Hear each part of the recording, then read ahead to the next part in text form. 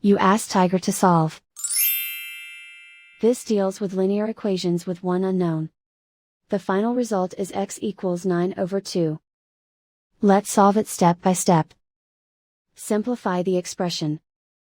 Expand the parentheses. Multiply the coefficients.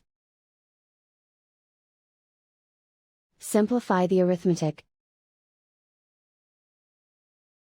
Group all constants on the right side of the equation. Add 30 to both sides. Simplify the arithmetic.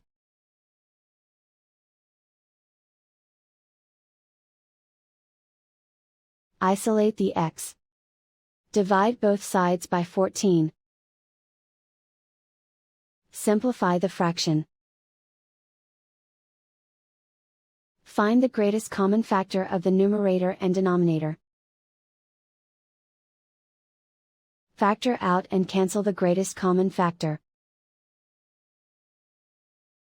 And so the final result is x equals 9/2.